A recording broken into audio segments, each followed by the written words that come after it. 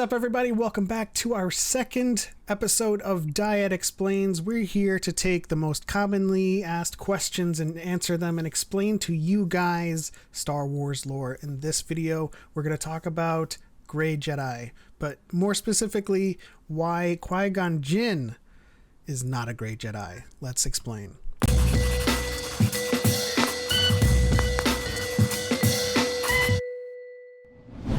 Grey Jedi, what the hell are they? There's two main definitions that we normally get into, and one of them is someone that is essentially able to use both the light and the dark side of the Force at the same time, and then the other is someone who essentially disavows themselves of the Jedi Council, like the Jedi as a They concept. operate independently. Yeah, and yeah. A lot of times when we talk about Grey Jedi, because they're not a thing in canon, they're really not a thing in the expanded universe either. But the most common thing we get is, what about Qui-Gon Jinn? He's a Grey Jedi. What do you think? Yeah, this all came from, like, I believe it was Prelude to Rebellion, which was a Legends comic where someone was explaining that Qui-Gon is like a maverick and doesn't really follow the council's rules. It was a conversation. Jedi. It's a conversation between Plo Koon and his master in the expanded universe, Tavoka, who is a badass Wookiee Jedi. But even still, it's still not a thing. Yeah. So basically, like, we're just gonna throw this out there. Grey Jedi just aren't a thing. And if we talk about the Grey Jedi that were in, like, Legends, like Jolee Bindo, he was super light side user. I mean, according to his actions, he was a light side user. Also, according to his character card, he's not directly in the middle, he's on the light side. But again, the concept of Grey Jedi is a video game concept, because they want you to be able to do good things but use force lightning too. Mm-hmm. Which is just like the concept of a meter. This just doesn't really work in Star Wars. Like, it just existed so that you could basically see where you fell.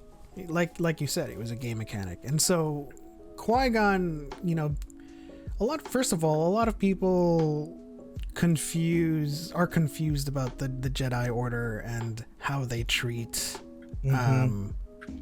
discourse. But it should be noted that Qui-Gon was extended an invitation to the Jedi Council specifically because he disagreed.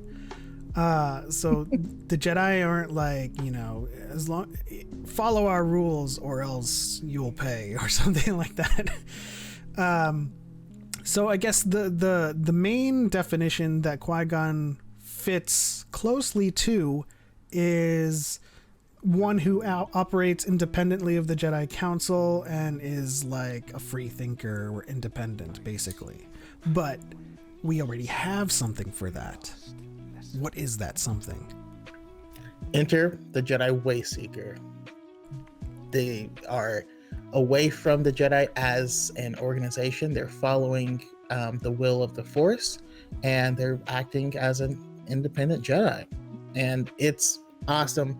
If you're not reading the High Republic, definitely do. Orla Jareni is a queen and our favorite Wayseeker. So this was actually an option. Now, we're finding out a lot of things in the High Republic, not the least of which is that leaving the Jedi Order could be considered a knighting trial, right? This is from the High Republic, but, like, thinking about someone who has trepidations with their place in the Order and their desire to live life. Yeah, they and left the Order. And we can also, like, extend this to Ahsoka, where she clearly would have been welcomed back into the Order had she wanted to come back, especially by Yoda. She chose not to come back, and that's okay. But it was never a no, you left, and so you've been fired. We'd have to restart you over again, type of deal. And yeah, I think this is mostly like a cascading effect where once you misunderstand how the Jedi operate, then you think that their rules are so rigid and strict that you would have to do a certain thing in order to be separate, and that would make you gray. But it's like a cascading. You're like, no, they were like, do what we say or don't, or whatever. I mean, that's why, after reading the High Republic, I say that Ahsoka did the most Jedi thing possible because she is exercising non-attachment. She's letting go of the Jedi Order. And the same is portrayed in the High Republic, where someone is leaving because they need to pursue, a romantic or relationship, and they live life. They go through the, they go through the trials, they go through living a normal life, and then they find themselves back at the Jedi Order, and then Yoda's like, how was it? You're also a knight. So it's just, it's one of those things you don't think about. And so with Qui-Gon, definitely fits a Wayseeker. Now, you had to have chosen to become a Wayseeker, but his disposition for sure, being like highly independent and having a divergent opinion, it was something that he could theoretically have chosen a Wayseeker, but we didn't have it back then, right? The world had not expanded as much as it has. But if we were to define Qui-Gon's role in the Jedi Order using the information we have now available to us, he would definitely be a Wayseeker and not a Grey Jedi. And the trouble with defining anybody as a Grey Jedi is that it's kind of like a misnomer, because they're not a Jedi. When it like, if you start to go down the dark path, you are no longer serving the tenets of the Jedi, and if you are independent of the Council, you pretty much just are not a Jedi at that point. Like, you would have left it. Yeah. And let's also not forget the fact that there are unaffiliated Force users out there in the galaxy. There are different orders or groups of people that view the Force in a different way. Some can feel it, some can't, and they do their own thing. Like, it's just a strange concept. Yeah. So, Qui-Gon Jinn, the verdict: Wayseeker, if anything, or he's just a regular Jedi Master who thinks differently. He's like the Apple logo, thinks differently. But definitely not a Grey Jedi. And yeah, if you guys want more information on Qui-Gon Jinn, highly recommend Master and Apprentice by Claudia Gray. It's a canon book, goes into him quite a bit. Really awesome read. And yeah, you really get into his mind, because a lot of people think, oh, he's going to be a lot more lenient than and not as strict. There's a lot of ways where he's mad at the Council because he thought they should have been stricter or harsher. It just depends on what exactly is happening.